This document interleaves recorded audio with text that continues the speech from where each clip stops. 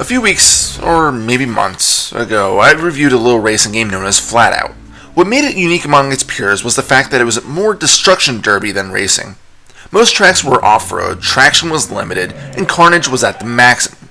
Many people commented to me that the second game was the best in the series. Well, I remember playing the sequel years ago and didn't really share that opinion. But because I enjoy playing games and reviewing them for anyone listening, I decided to give the game a second chance. And so here we are. Flatout 2 takes everything from the first game and tries to smooth it out a bit. The engine was given a nice shiny layer of paint and polish, and the career mode is revamped ever so slightly. Let me explain. Being that this is a racing game, it's the normal stuff. You pick a class out of 3 different selections. Each of these classes feature different varieties of vehicles, from your beater trucks to the quickest race cars. The vehicles all need to be purchased with the cash that you earn from racing, and not all vehicles are available from the start. As you complete races, the more powerful cars will be unlocked. Vehicles range from different speeds, handling, and strength, which helps them from being plastered against a wall when a rival smacks you at 100 plus miles an hour. So once you pick a vehicle and upgrade it with parts that you deem necessary, you will then be able to choose the circuit that you want to participate in. Most events are 3 to 5 races long, and give points out like your standard tournament. This means that if you have a bad race, all is not necessarily lost, as you can win the next couple of races and be in good enough standings to win. As you clear these events, you unlock further races and bonus courses.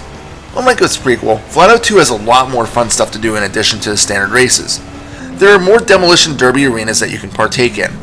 There are also special small tracks that are designed to hopefully increase the likelihood of massive wrecks.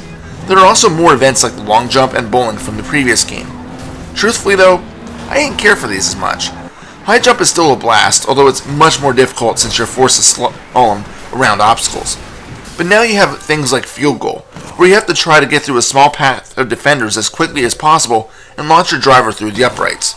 It's not that the events themselves aren't fun, but more that the enemy AI drivers score higher points than you easily.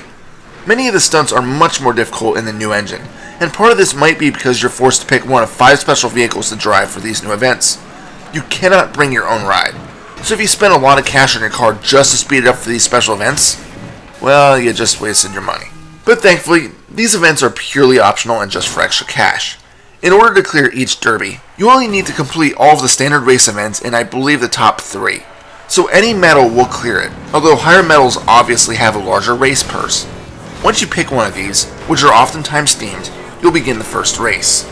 Each standard race is against 7 opponents, so 8 total vehicles. You want to win, so just like the previous game, smashing into others, objects, and getting some airtime will earn you nitro. This nitro could be a huge help in tough situations, as since this is a flat-out game, you're going to crash because there's a lot of carnage to be had. There's some major differences between the carnage level in the original game and its sequel. The original was a more gritty style, where the more reckless you drove, the cooler it got, but the more damage you sustained, the less drivable your vehicle became. Flatout 2 takes a more arcade approach. Smacking obstacles no longer earns you immediate cash, but instead earns you one of 4 special rewards if you destroyed more objects than anyone else that race. The other special rewards are things like fastest lap times and hardest hitter to your opponents. The other thing is that obstacles don't seem to affect you as much as the original Flatout, so getting spun out by hitting a wall of tires doesn't always happen. Thankfully, your vehicle doesn't lose any power once it starts taking damage either. Sure, it'll show signs of getting destroyed, but I've never noticed any speed drops or lack of control once you take a bit of a beating. On the other hand, it's a good idea to smack around the other racers. Each has its own life bar now, so if you can manage to play bumper cars enough, or T-bone someone, it may do enough damage to whittle down their damage gauge, and if that depletes, the racer is wrecked and out of contention for that race. You aren't out for the full event, but just that single track. I love this feature, and it makes hitting other racers feel more satisfying when you see both parts go flying and also the life gauge drop a huge chunk. The only thing about Flatout 2's new gameplay I don't really like is that, overall, it feels way too easy. At least, this is until the race derby, where you get the super fast cars that don't perform very well on dirt tracks. It's still fun and fairly easy if you drive somewhat carefully and maybe wall check a few of your opponents, but I felt like the game itself was much easier. In addition, the tracks don't feel as engrossing, I guess.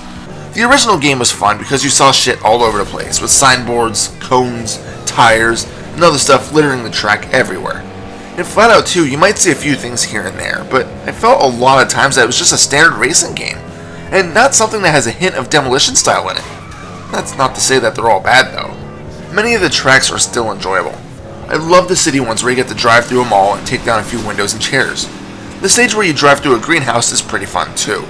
I guess I just like smashing windows with a large hunk of steerable metal. As you race, you'll earn cash that you can use to fully upgrade your car or just trade it in for a new one. Thankfully, this is something that's massively improved from the previous game. The stats are much easier to read, and you don't have to guess on what each part is going to do to your performance. I was very grateful to see this enhancement. The game does feature a licensed soundtrack, much like its older sibling, but again, I don't feel like it was as good. The songs are from bands like Yellowcard, Rob Zombie, Fall Out Boy, Nickelback, and Papa Roach.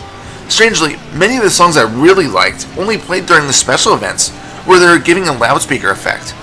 Why can't I listen to Papa Roach's Blood Brothers or Megadeth's Symphony of Destruction while doing standard races? No, I get stuck with Nickelback's Believe It or Not while smashing my opponents into a fence. Granted, this is the era where I thought Nickelback still had a bit of decent music in them, although their first two albums were aeons better, but that's my opinion. That's the thing, the music just isn't my cup of tea. When racing, I prefer harder songs. Yellowcard I can listen to each time, with Rough Landing Holly being a great song to drive to. I even kind of like Fall Out Boy's song Stitches and Talkers Get Stitches and Walkers, although I'm not a fan of the band. So if you're big into punk, you're probably going to like the music. I just prefer the original game's soundtrack to this one. I know, it's a minor thing to talk about, but music in racing games is important to me, because it strangely gets the adrenaline going and therefore I get more into the game and want to keep playing to listen more. I know, I'm weird. So let's talk about the visuals.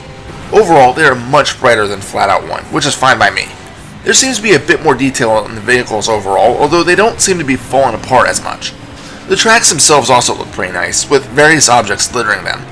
I guess that brings me to my main complaint about Flatout 2. It's just not as chaotic feeling. Yes, Flatout 1 was frustrating with some of the extremely loose handling, but that's where the charm lied as well. That seems to be gone in Flatout 2. Yes, you can smack enemies, but oftentimes it just doesn't have the same effect. Once you get to the race derby, it just feels like you're playing a regular racing game with minor vehicle damage effects. And by then, all the tracks have essentially been played a dozen times, so you might be like me and start losing interest in the game. And that's why I disagree with most people on Flatout 2. Don't get me wrong, it's still a pretty damn good racing game. I just don't feel that it's as good as Flatout 1. The tracks feel less interesting, the soundtrack is kind of okay, and most of all, that feeling of complete anarchy is diminished. I still enjoy it, but truthfully, I prefer Ultimate Carnage, the sequel to Flatout 2, more. It's essentially just a Flatout 2 remaster with somewhat better graphics, a much better soundtrack, and 12 racers per track instead of 8. I have noticed some handling differences in Ultimate Carnage, so I will say that Flatout 2 was much better in that aspect. But as I replay Ultimate Carnage now, I just feel that it's the better option out of the two.